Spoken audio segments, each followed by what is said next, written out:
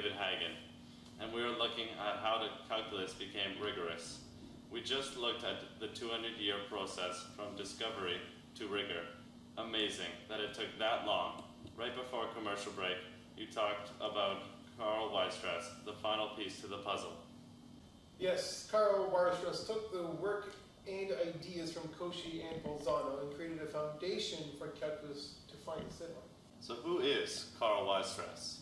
Karl Theodor Wilhelm Weierstrass was born on October 31, 1815 in Germany. Karl's father Wilhelm worked for the mayor and was known to be a well-educated man. Weierstrass came from a good home that put significant value on education.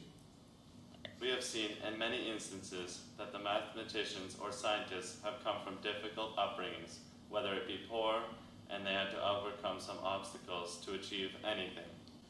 Weierstrass did have a similar situation. His father's job required a lot of moving, and then in 1827, when Karl was only 12, his mother passed away.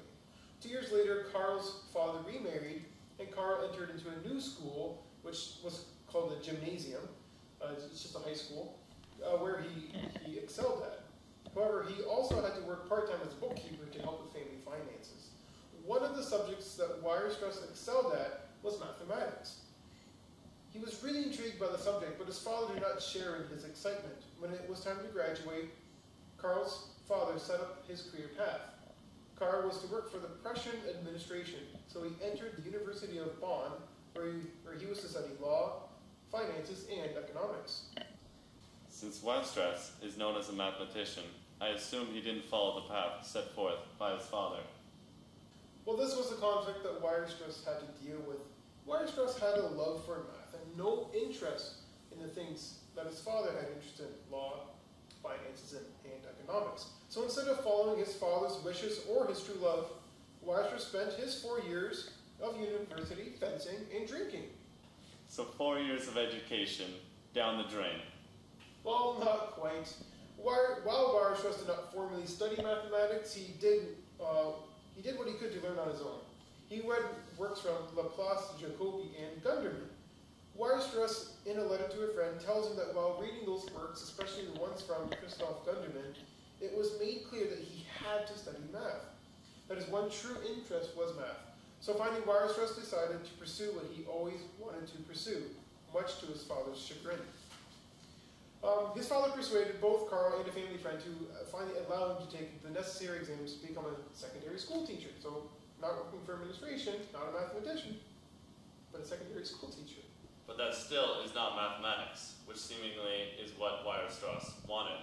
Well, Weierstrass accepted the arrangement from his father because Christoph Gundermann, the mathematician whom Weierstrass respected, was a lecturer at the very same university called the Academy. While there, he attended the lectures and met with Gundermann.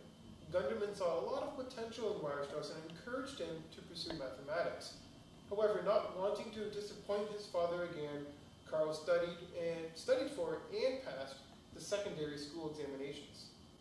I just want to back up for a moment. Weierstrass was able to spend time with Gundermann, the mathematician he held in esteem. Did anything ever come from this?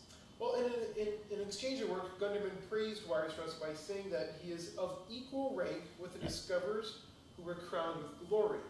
Not too bad. However, Weierstrass was a little surprised at the praise because he himself, while respecting Gundermann, had always been critical of Gundermann's methods. Early on, then, we see that Weierstrass already had his eye on rigor, or mathematically sound methods. Let's continue. Does Weierstrass become a high school teacher? Well, in 1841, he takes on a one-year probationary position in Munster, Germany, same city as the Academy. And then in 1842, he began his actual teaching career of mathematics in West Prussia, which is now our modern-day Poland. While teaching, he started having dizzy spells, and he blamed those spells, which lasted through the 1850s, on his mental conflicts he had, in that he was using all of his free time to study math while teaching a full load. Learning while teaching a full load is a very stressful ordeal. At this time, Weierstrass is in his early 40s, right? Correct. He's in his 40s, and it's about this time that Weierstrass's world explodes. Karl, as mentioned, never gave up his love for math. He always loved math, and he always was studying and immersing himself in anything he could find, which in that day was calculus-related math. He wrote a paper then in 1845 on abelian functions, which discussed the inversion of hyperelliptic intervals. When that paper was published, his life changed forever. A university gave him an honorary doctorate degree, and he was now being offered positions at various levels in universities. He was even offered a chair at any Austrian university of his choice. But before he decided, he received an offer for his dream job as a professor in the University of Berlin, where he became famous. His lectures actually attracted students from all over the world. In 1960, he lectured on an introduction to analysis, which is where he first looked at the foundations of calculus. So life is finally good for Carl. He got the job he wanted, he's publishing math, and now he's delving into the rigors of calculus. Unfortunately, nothing was easy for Weierstrass. His health issues got worse, and he finally collapsed in December of 1861. It took him over a year, or about a year, to recover. He then lectured while sitting down, having a student write on the blackboard for him. Despite his health, Weierstrass's lectures evolved, and he began proving things and coming up with new ideas. In 1863, he proved that the complex numbers are the only commutative algebraic extension of the real numbers, which Gauss had promised to prove 30 years earlier, but he was never able to. Finally, in 1872, just shy of the age of 60, Carl's belief in rigor led him to find that a function, although continuous, had no derivative at any point. Analysts who depended heavily on intuition for their discoveries were quite dismayed at this rather counterintuitive function. Bernard Riemann, years earlier, believed that this function could be found, but he could not find it.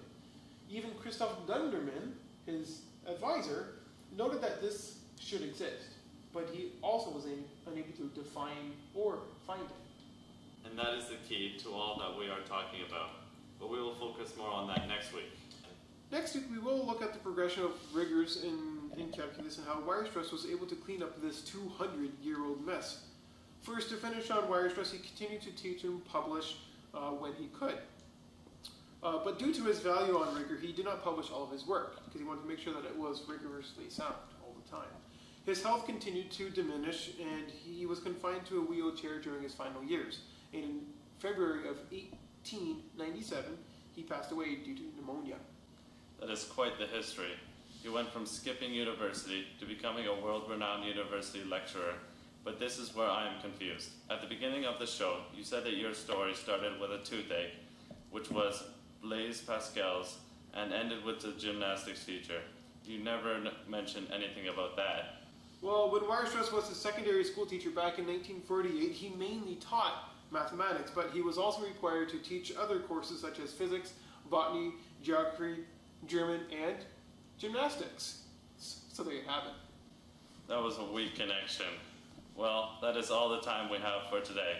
Thank you for being on the show, and I really look forward to the next week, when we take a deeper look into the mathematics behind the rigor of calculus. Thank you for having me back on.